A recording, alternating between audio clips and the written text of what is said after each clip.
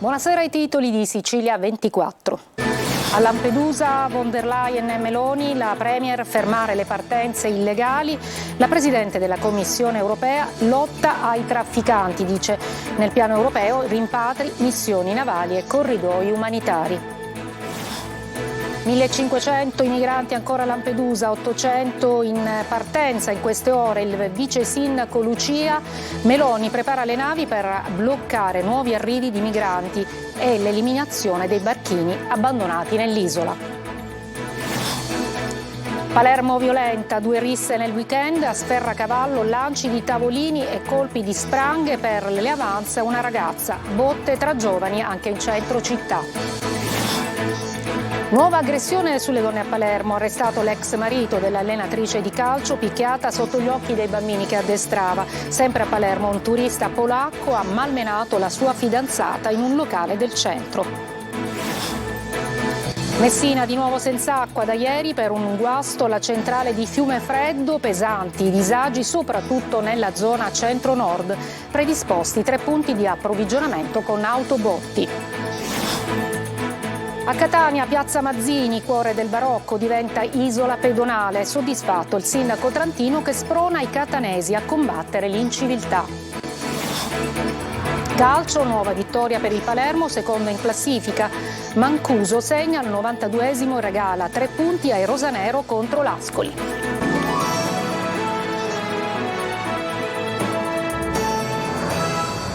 Buonasera, eccoci a Sicilia 24, a Lampedusa. Oggi la Premier Giorgia Meloni e la Presidente della Commissione europea Ursula von der Leyen per l'emergenza migranti. C'è intesa su tutto, dallo stop alle partenze illegali fino alle missioni navali e soprattutto lotta ai trafficanti. Sentiamo Luca Ciliberti. Una visita attesa da anni perché l'immigrazione, sottolinea la Presidente della Commissione europea, è una sfida europea. La Premier Giorgia Meloni con la Presidente Ursula von der Leyen e la Commissaria europea agli affari interni Ylva Johansson nell'hotspot di Lampedusa per incontrare i migranti, per toccare con mano il clima che si respira da giorni nell'isola, che da anni ormai è in prima linea sul fronte dell'accoglienza, non solo hotspot ma anche il Molo Favarolo. Io non considero questo tanto un gesto di solidarietà dell'Europa verso l'Italia, lo considero piuttosto un gesto di responsabilità dell'Europa verso se stessa, perché questi sono i confini dell'Italia ma sono anche i confini d'Europa. Meloni sottolinea che contro il flusso indiscriminato di migranti servono soluzioni durature, complesse e serie. L'unica soluzione che, dice la Premier, si può adottare è quello del blocco delle partenze illegali, quello che ci chiedono i cittadini europei, gli immigrati regolari e gli stessi rifugiati. In sostanza, spiega la Meloni, serve uno stop alle partenze e un'efficace azione navale, più che una redistribuzione. Credo anche, ne parleremo questa settimana, che anche un maggiore coinvolgimento delle Nazioni Unite sia a questo punto assolutamente necessario. Domani nel Consiglio dei Ministri saranno approvate le misure per velocizzare i rimpatri e per consentire al Ministro della Difesa di iniziare a lavorare sulle nuove strutture di accoglienza. Irregular migration is a European challenge and it needs a European answer. So we are in this together. La Presidente della Commissione europea ha presentato un piano di intervento in 10 punti partendo da un assunto di massima. Siamo noi che decidiamo chi entra in Europa, non i trafficanti di esseri umani. L'Europa, dice ancora la von der Leyen, offrirà il sostegno di Frontex per consentire ai migranti che non hanno titolo di entrare in Europa di poter rientrare nei loro paesi. Migliorerà la sorveglianza navale e aerea, lavorando anche su nuove missioni e aiutare la Guardia Costiera tunisina. Per lottare contro gli scafisti occorre offrire ai migranti corridoi umanitari legali. Sul piano politico, poi, la Presidente della Commissione europea sottolinea che è in corso un dialogo con tutti i leader europei per affrontare questa sfida tutti insieme e non solo a livello europeo ma anche a livello internazionale. Al momento sono 1500 i migranti ancora a Lampedusa, 800 dovrebbero partire in queste ore. Il vice sindaco Lucia dice Meloni prepara le navi in rada per bloccare nuovi arrivi e l'eliminazione dei barchini abbandonati nell'isola. Morto intanto il neonato appunto sulla piccola imbarcazione partito da Sfax con la madre. Sentiamo Maglio Viola. Oltre 11.000 migranti arrivati negli ultimi giorni, quasi 7.000 nel giorno nero della scorsa settimana.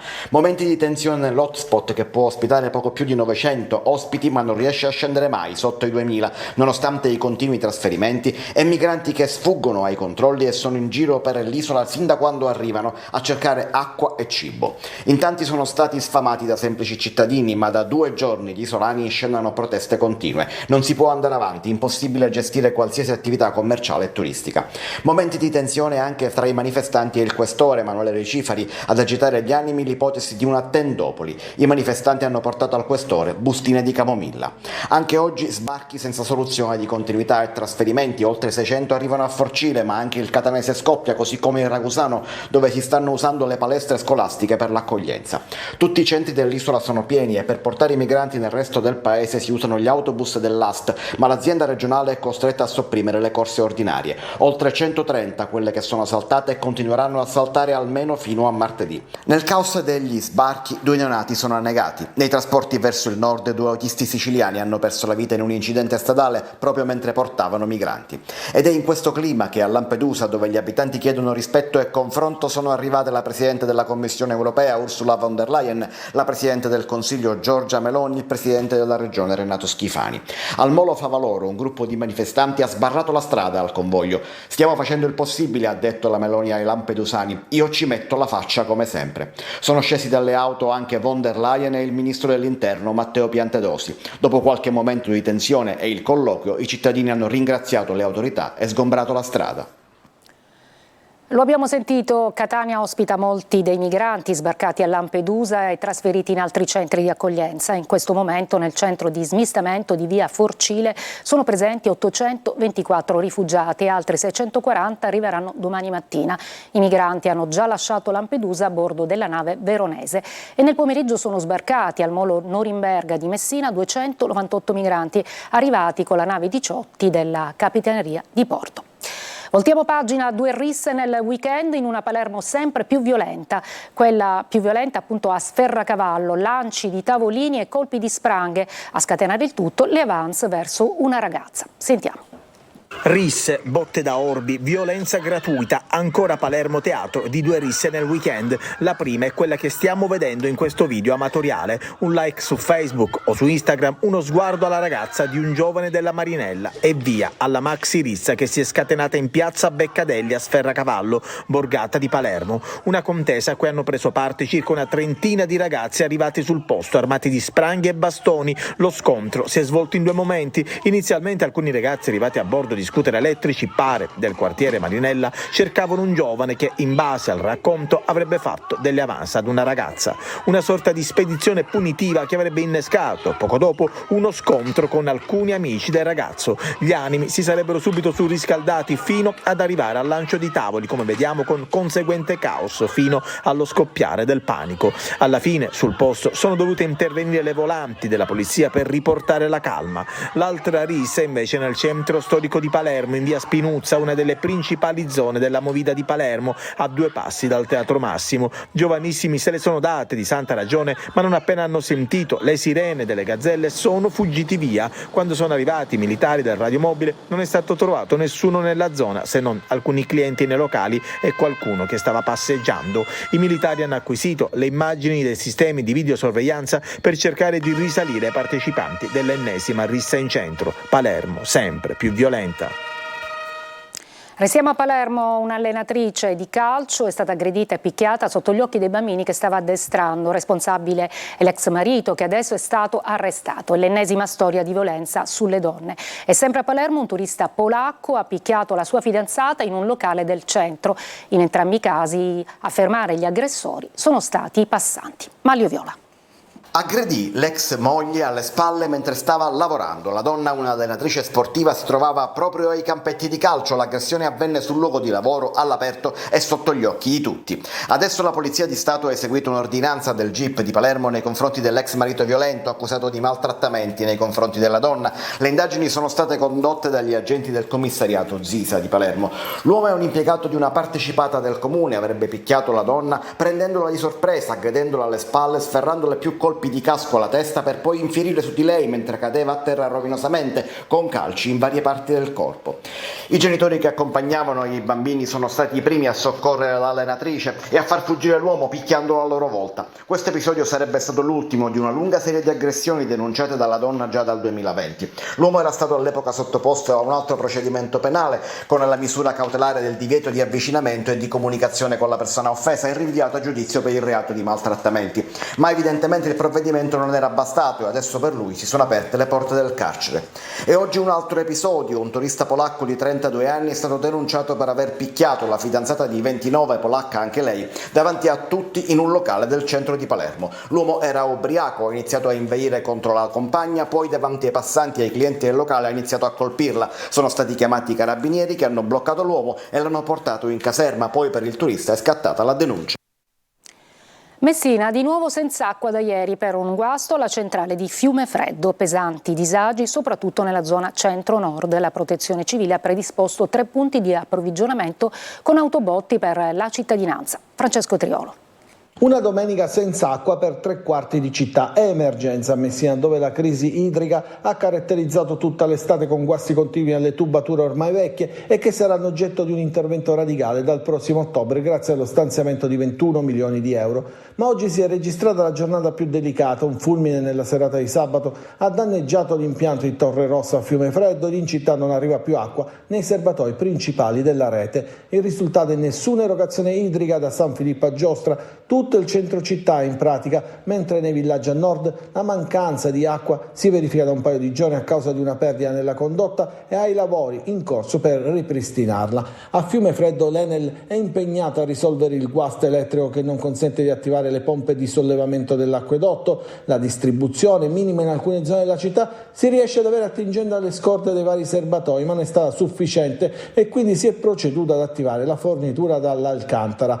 Il comune ha attivato il centro operativo comunale per gestire tutti i presidi e le procedure di aiuto alla popolazione, così da ridurre al massimo i disagi, ma sono state diverse le segnalazioni alle quali ha dovuto far fronte la Protezione Civile Comunale, che sta gestendo con AMAM la crisi idrica di queste ore. Predisposti all'azienda Acque 3 punti di approvvigionamento con autobotti, un modo per tamponare una crisi che non si sa ancora quando terminerà. A Catania, piazza Mazzini, cuore del barocco, diventa isola pedonale. Il sindaco trentino sprona i catanesi a collaborare per combattere l'inciviltà. E pensate, secondo un sondaggio, il 42% degli italiani vorrebbe usare di più i bus. Tonino De Mana. L'area pedonale permanente di Piazza Mazzini è ormai realtà. Un altro pezzo storico di Catania è stato liberato da auto e moto, anche se per una mobilità sostenibile c'è ancora tanta strada da fare. Lo ha confermato il sindaco Enrico Trantino, che, accompagnato dal suo vice Paolo La Greca, si è voluto godere lo spettacolo di una piazza assolata, piena di turisti e soprattutto senza auto e moto. Finalmente libera per poter passeggiare ed ammirare il barocco senza correre il rischio di essere travolti dai mezzi in transito. Una bella emozione. Poter restituire la vista della casa della nostra Sant'Agata, la nostra cattedrale, libera di auto, fa capire che è la direzione giusta, perché è la direzione che vuole la città, che vuole la cittadinanza, che ha bisogno di programmare il proprio futuro in una dimensione più europea. Parcheggi a volte indiscriminati, pochi controlli da parte della polizia municipale, spazzatura un po' da ovunque, anche in centro, l'abbiamo visto stamattina. Catania è una città veramente sostenibile. Catania è una città sostenibile che deve anche però trovare maggior collaborazione da parte dei cittadini. Io sono stanco di vedere valorizzato tutto quel che è negativo, di vedere la gente felice, i catanesi felici di poter dire questo non va, qua c'è la discarica, fotografarlo e godere, che diventa poi solamente l'alibi per autoassolversi. Gli fa eco l'assessore alla mobilità nonché vice sindaco Paolo La Greca. Essere qui in quella che era la piazza San Filippo, una delle piazze che i visitatori dell'Ottocento maggiormente rappresentavano e che finalmente diventa un'area pedonale, costituendo insieme a Piazza Duomo e Piazza Università questa grande L nel cuore del patrimonio UNESCO della città di Catania. È un dato importante. Non mancano però i rischi per colpa di chi sfreccia nell'isola pedonale anche con i monopattini. Il problema naturalmente sta nel modo in cui noi catanesi, lo ricordava il sindaco, dobbiamo abituarci a vivere in maniera diversa la nostra città. Ne va di una città straordinaria di cui siamo straordinariamente orgogliosi. L'area pedonale Mazzini avrà un periodo di pre-esercizio di 1 mese per consentire il rilascio dei passi elettronici agli aventi diritto e l'attivazione del controllo telematico del varco d'accesso posizionato su via San Martino. L'istituzione dell'isola pedonale ha comportato anche la modifica della viabilità circostante, con sostanziali novità anche per taxi e mezzi pubblici. Ci fermiamo, una breve pausa.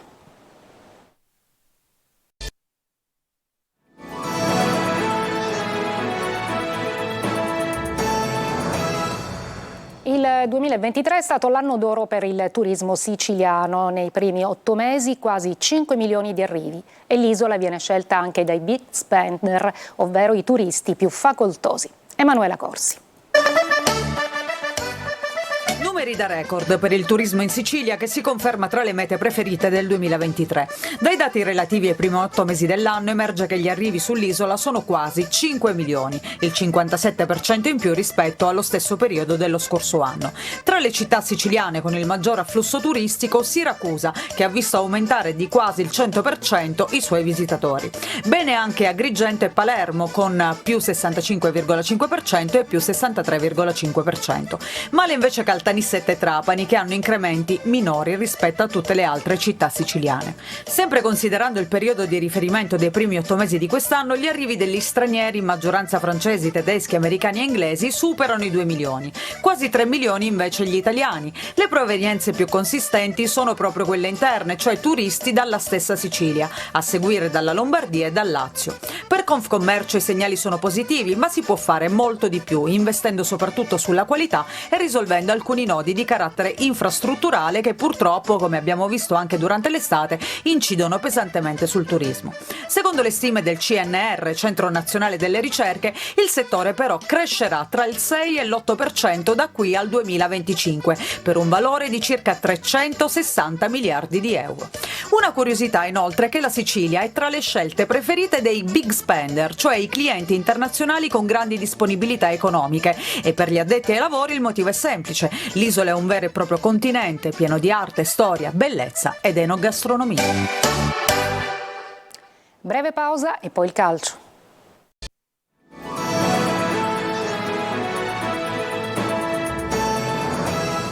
Un'altra vittoria per il Palermo, secondo in classifica. Mancuso segna al 92esimo e regala 3 punti ai rosanero contro l'Ascoli. Marco Gullà. La vittoria è arrivata sul filo di lana. La zampata di Mancuso ha mandato in estasi il Palermo, che ha sbancato Ascoli ed è adesso secondo in classifica con una partita in meno. Una prestazione e una vittoria da grande squadra che dà continuità al percorso iniziato a fine agosto, ma con una sostanziale differenza rispetto alla precedente stagione: saper vincere quel tipo di partite che sembrano chiuse. Il Palermo adesso è maturo, consapevole dei propri mezzi, e quando Corini non riusciva a trovare la chiave per aprire la porta dei bianconeri, ha fatto 3 cambi a metà ripresa, inserendo proprio Mancuso, che ha poi segnato il gol vittoria. E poi c'è la difesa, imbattuta da 2 partite, punto di forza di questo Palermo. Da tanti anni fa la Serie B, è un allenatore bravo, dei giocatori di qualità. Abbiamo fatto una buona partita, i primi 10 minuti ci aspettavamo un inizio arrembante, poi per me abbiamo messo la palla a terra, abbiamo cominciato a giocare, abbiamo condotto il gioco, anche l'Ascoli faceva le proprie cose, ho visto 2 squadre che hanno cercato di superarsi. Io penso che in termini di occasioni siamo stati più pericolosi dell'Ascoli. Primo gol in rosanero per Mancuso, abile a sfruttare la spizzata di Ceccaroni. Sono entrato dopo per cercare appunto di dare un po' di vivacità all'attacco e poi niente, è andata direi alla grande nel finale col gol decisivo. Palermo che tornerà in campo venerdì sera al Barbera, arriverà il Cosenza. È tutto per questa edizione di Sicilia 24, grazie per l'attenzione e buona serata.